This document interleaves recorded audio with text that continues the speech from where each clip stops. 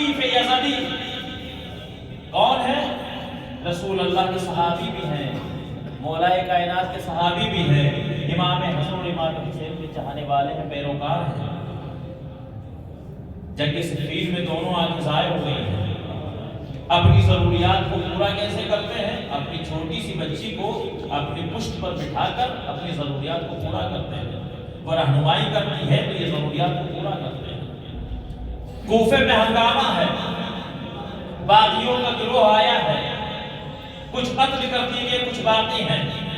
عبداللہ ابن عفیف نے سنا، اپنے گھر سے نکلا، اپنی بیٹی کو اپنی پشت پر بٹھایا۔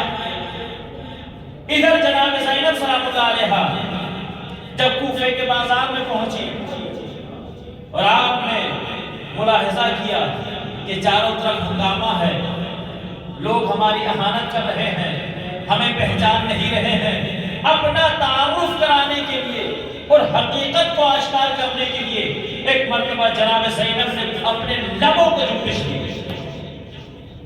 علماء تشریف فرمائے جانتے ہیں کہ حال یہ تھا کوفے کا کہ کان بڑی آواز سنائی نہیں دے رہی تھی، شور و غل اس قدر تھا، مگر جناب زینب نے جیسے ہی اپنے لبوں کو جنبش دی، اس قدوم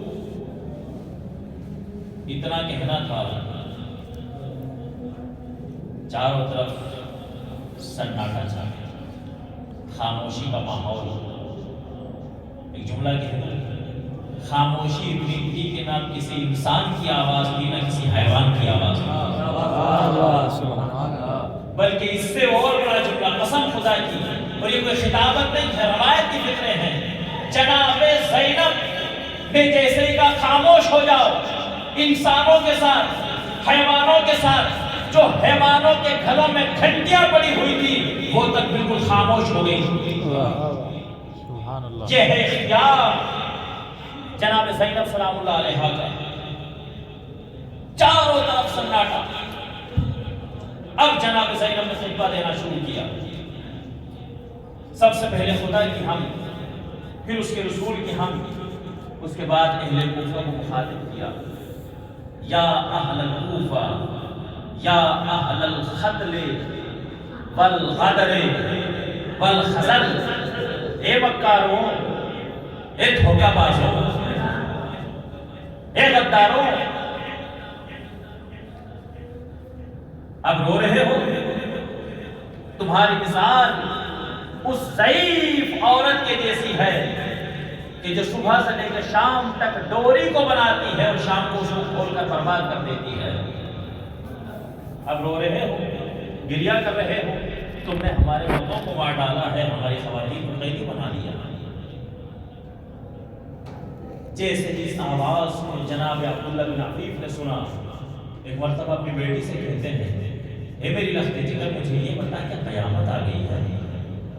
کہ نہیں بابا، قیامت تو نہیں آئی ہے، مگر جو منظر میں دیکھ رہی ہوں وہ بھی قیامت سے کم نہیں ہے۔ کیا دیکھ رہی ہو؟ کہ چند مستورات ہیں جو قیدی کی حالت میں ہیں اور کچھ سر ہیں جو تمہیں سے پر بلند ہیں۔ ایک مرتبہ عبداللہ بن عفیف کہتے ہیں، لیکن جو میں سن رہا ہوں وہ تو علی کی آواز ہے۔ بیٹی کہتی ہے، بابا یہاں کوئی مرد نہیں بول رہا ہے۔ عبداللہ بن عفیف کا تعجب بڑھا کہ میری لخت جگر کیوں کہہ رہی ہے کوئی مرد نہیں بول رہا ہے؟ میری آنکھیں ضائع ہو چکی ہیں مگر میرے کان سلامت ہے۔ میں علی کے لہجے سے بڑا مانوس ہوں، ایک زمانے تک میں نے علی کا لہجہ سنا ہے، یہ علی بول رہے ہیں۔ بیٹی کہتی کہ بابا یہ کوئی مرد نہیں بول رہا ہے بلکہ خاتون بول رہی ہے۔ تعجب بڑھا، ذرا سا قریب ہوا مجمع کے، ایک مرتبہ سپاہیوں سے پوچھتے ہیں کہ یہ بتاؤ یہ کون ہے جو بول رہی ہے؟ تعارف کرایا گیا۔ جیسے ہی جناب عبداللہ بن عفیف ازدی کو یہ پتا چلا کہ یہ زینب بنت علی ہیں، کربلا میں ان کے مردوں کو قتل کر دیا گیا ہے، بس ایک مرتبہ اپنے پٹکے کو کھولا، اپنی بیٹی کو مضبوطی سے اپنی پشت پر باندھا، اپنے نیام سے تلوار کو نکالا، دشمنوں پر حملہ کرنا شروع کیا۔ اس کی بیٹی بیان کرتی ہے کہ میرے بابا نے اپنے آپ کو ایک تنگ گلی کے اندر کھڑا کر لیا، جو بھی ظالم حملہ کرنے کے لیے آتا تھا اس کو فنار کر دیا کرتے تھے۔ 50 سے زیادہ علی کا یہ ادنا سا غلام 50 سے زیادہ نابینا ہونے کے بعد یزید کے لشکر کے سپاہیوں کو فنار کر دیا، جس کا ایک ادنا سا ایک انٹھا غلام ایسا ہو کہ 50 کو قتل کر دے، اس غلام کا آقا علی کیسا ہوگا؟ سبحان اللہ سبحان اللہ صلوات پڑھنے پر محمد والے اللہم صلی اللہ محمد ماشاءاللہ ماشاءاللہ۔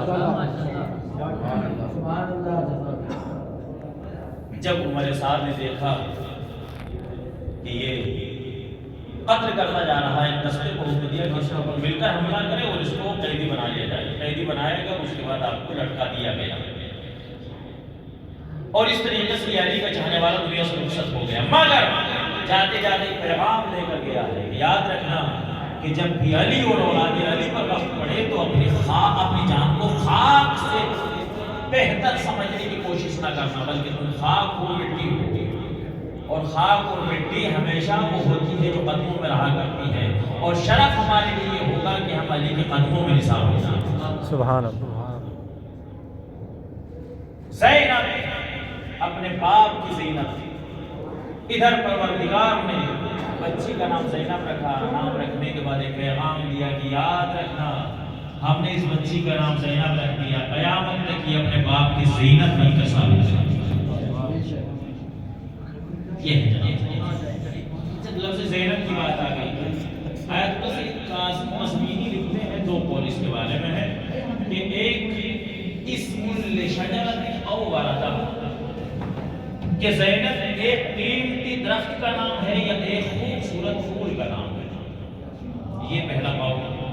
دوسرا قول کہتے ہیں کہ ان کلمۃ زینب مرکبۃ بلفظین، دو لفظوں سے مرکب ہے کلمہ زینب، زین اور اب، یعنی باپ کی زینت۔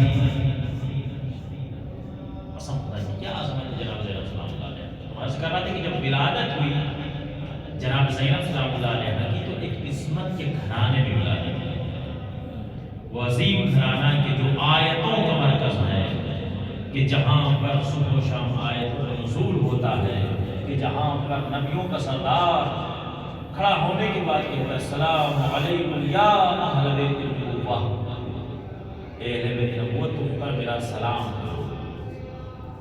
یہ ہے عظیم جناب سلام علیہ، ایسا عظیم گھرانہ کہ جس کے بارے میں پروردگار نے حکم دیا ہے کہ اس گھرانے کو ہمیشہ بلند رکھا جائے۔ جب آیت کریمہ نازل ہوئی رسول اللہ اصحاب کے درمیان پر تشریف فرما تھے، آپ نے اس آیت کو پڑھ کر سنایا، فی بیوت اذن اللہ ان ترفع ویذکر فیہا اسمہ یسبح لہ فیہا بالغدو والآصال۔ چند گھر ایسے ہیں کہ جن کو پروردگار نے بلند کرنے کا حکم دیا ہے، ایسے گھر سے جہاں پر اس کی تسبیح ہوتی ہے، اس کی تحلیل ہوتی ہے، جہاں پر ہر وقت اس کی تسبیح کی جاتی ہے۔ جب آیت کریمہ پڑھ کر سنائی تو ایک مرتبہ ایک دشمن علی بس میں صحابہ سے کھڑا ہوا، ظاہراً تو یہ بھی صحابی ہی تھا، کھڑا ہوا اور ہونے کے بعد کہتے یا رسول اللہ، آپ نے ابھی فرمایا ہے کہ چند گھر ایسے ہیں کہ جن کے بارے میں پروردگار نے ان کو بلند کرنے کا حکم دیا ہے، ان گھروں سے کون سے گھر مراد ہیں؟ جناب رسول اللہ نے فرمایا کہ ان گھروں سے مراد انبیاء کے گھر ہیں۔ اب جیسے اس نے یہ سنا کہا کہ میرا مقصد حل ہو گیا۔ اب جو رسول اللہ صبح شام جا کر بنت رسول کے دروازے پر سلام کرتے ہیں، اپنی بیٹی کے دروازے پر سلام کرتے ہیں، اب ہم اشکال کریں گے کہ آپ کیوں سلام کرتے ہیں؟ تو فوراً کہتا ہے یا رسول اللہ، تو پھر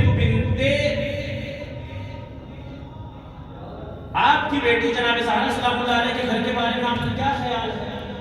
اب وہ اس مجلس سے کہ میرا مقصد حل ہو جائے گا۔ آپ کا اپنی بیٹی کے گھر کے بارے میں کیا خیال ہے؟ تو رسول اللہ نے کہا کیا یہ گھر بھی انہی گھروں میں سے ہے کہ جن کو بلند کرنے کا پروردگار نے حکم دیا ہے، جیسے ہی اس عدو علی نے اتنا جملہ کہا، رسول اللہ نے کہا کہ ہاں یہ بھی انہی گھروں میں سے ہے، بلکہ ان تمام گھروں میں سب سے افضل ترین گھر یہی زہرا کا گھر ہے۔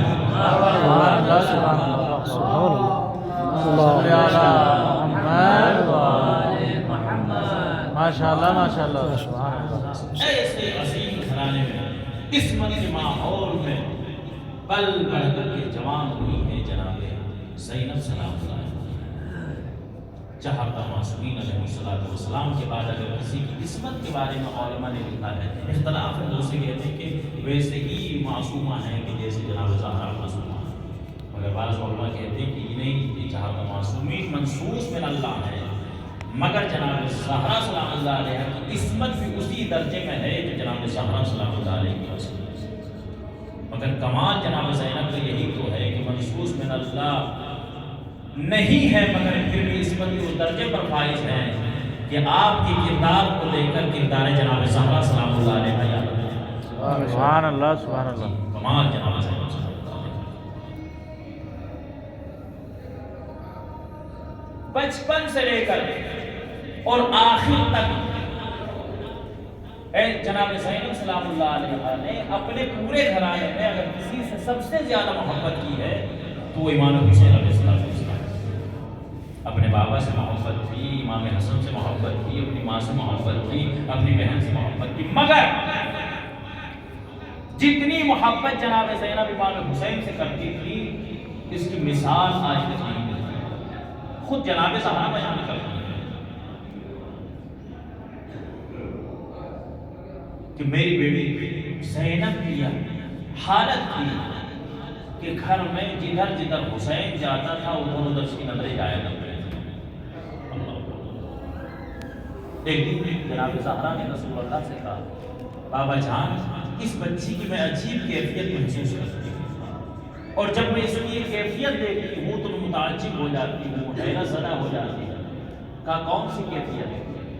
یا رسول اللہ اس بچی کی کیفیت یہ ہے کہ جب یہ جھولے میں ہوتی ہے اور جب اس کا بھائی حسین گھر سے باہر نکلنا چاہتا ہے تو یہ بچی گریا کرنا شروع کر دیتی ہے، اور جب تک حسین لوٹ کر واپس گھر نہیں آ جاتا جب تک زینب گریا کرتی رہتی ہے۔ اور جیسے حسین بیت شرف میں داخل ہوتے ہیں زینب کی نگاہ حسین پر پڑتی ہے تو جدھر جدھر حسین جاتا ہے ادھر ادھر زینب کی نگاہیں جاتی ہیں۔ جیسے ہی رسول اللہ نے سنا، رسول اللہ مسکرائے، مسکرانے کے بعد کہا، اے بیٹی فاطمہ یہ محبت کی دلیل ہے، یہ انسیت کی دلیل ہے، یہ زینب اپنے بھائی سے اپنی جان سے زیادہ محبت کرتی ہے۔ اور یہ کہتے کہتے رسول اللہ کا لہجہ گمگیر ہو گیا، آنکھیں ڈبڈبا گئی، آنکھوں میں نمی آ گئی، اور ایک مرتبہ رو کر فرمایا، اے میری نخل جگر، یہی زینب جو اپنے بھائی حسین سے محبت کرتی ہے، ایک وقت وہ آئے گا کہ جو اپنے بھائی کا کٹتا ہوا گلا بھی دیکھے گی۔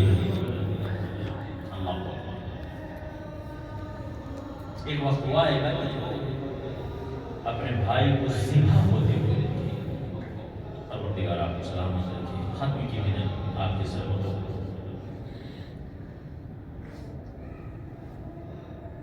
اور جیسے جیسے رسول اللہ نے بیان کیا تھا ویسے ہی ویسے مصائب جناب حسین صلی اللہ علیہ وسلم۔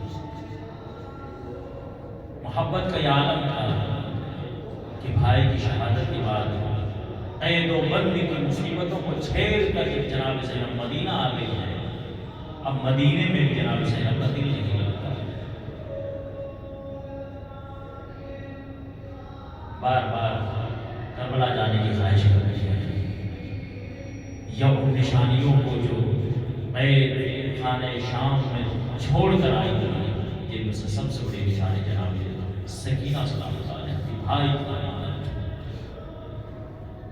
اپنے بھائی کے گھر میں مجبور ہوئی، شام کی طرف چلی، راستے میں وہ درخت نظر آیا کہ جہاں پر حسین کے سر کو لٹکایا گیا، دیکھا جناب زینب مصیبتوں کا زمانہ یاد آ گیا، بیٹھ کر گریاں کرنے لگی. ابھی گریاں کر رہی تھی، باپ کا مالک دشمن اہل بیت تھا. جیسے اس نے سنا کہ کوئی خاتون ہے یا حسین کہہ کر رو رہی ہے، اپنے بیلچے کو ہاتھ میں اٹھایا، پیچھے سے آ کے جناب زینب کے سر پر وار کیا. جناب زینب سلام اللہ علیہا درجہ شہادت پر فائز ہو گئی. قافلے کے ساتھ ہی جب بہت دیر سے ہو گئی جناب زینب نہیں آئی، قافلے کے افراد آگے بڑھے. کیا دیکھا کہ جناب زینب سلام اللہ علیہا شہید ہو چکی ہے، ظالم ان کو شہید کر دیا ہے. بڑے احترام سے آپ کے جنازے کو اٹھایا گیا، بڑے احترام سے آپ کو غسل و کفن دیا گیا، بڑے احترام سے آپ کے جنازے کو اٹھا کر آپ کو دفن کر دیا گیا. میں کہوں گا اے شہزادی زینب، یقیناً آپ بڑی مظلومہ ہیں. اے میری شہزادی، آپ پر بڑے ظلم ہوئے ہیں. اے میری شہزادی، آپ نے بڑی مصیبتیں دیکھی ہیں. کبھی نانا کا غم دیکھا، کبھی بابا کا غم دیکھا، کبھی بھائی حسن کے جنازے میں تیر دیکھے، کبھی بھائی حسین کو نیزوں پر ملت دیکھا، کبھی جناب اکبر کی لاش کو دیکھا، قاسم کی لاش کے ٹکڑوں کو دیکھا، علی اصغر کے سر کو نیزے پر ملت دیکھا. اے میری شہزادی، آپ بڑی مظلومہ ہیں. آپ نے مصیبتوں کو برداشت کیا، مگر اتنا تو ہے کہ جب آپ کی شہادت ہوئی، آپ کو غسل بھی دیا گیا، آپ کو کفن بھی پہنایا گیا، آپ کو احترام سے دفن بھی کر دیا گیا. لیکن اے میری شہزادی، ذرا دیکھیے کربلا کے میدان میں کہ آپ کا بھائی، آپ تو 11 محرم کو قیدی بن کر کوفے کی طرف آ گئی، مگر آپ کا ماجایا حسین صحرا کے گلشن کے پھول زمین کربلا پر بکھرے پڑے رہے. ارے کوئی نہ تھا جو غسل و کفن دیتا، مگر اتنا ضرور ملتا ہے کہ زہیر کی زوجہ نے اپنے غلام سے کہا کہ جاؤ کربلا میں جاؤ، میرے شوہر کو کفن دے کر آؤ. ایک مرتبہ غلام پہنچا، کیا دیکھا کہ چاروں طرف لاشیں بکھرے پڑے ہیں، کسی کو غسل و کفن نہیں ہوا. واپس پلٹ آیا، زوجہ نے پوچھا، ارے غلام، میں نے تجھے کربلا بھیجا تھا، میرے شوہر کو کفن کیوں نہیں دیا؟ ایک مرتبہ غلام رو کر کہتا ہے، میری شہزادی مجھے معاف کر دیجئے، ارے میرے پاس کفن ایک تھا، لاشیں 72 تھے، کہیں حسین کا لاشا، کہیں عباس کا لاشا، کہیں علی اکبر کا لاشا. ارے میری غیرت نے گوارا نہ کیا کہ غلام کو کفن مل جائے اور آقا بے گورو کفن رہ جائے. الا لعنت اللہ علی القوم الظالمین وسيعلم الذین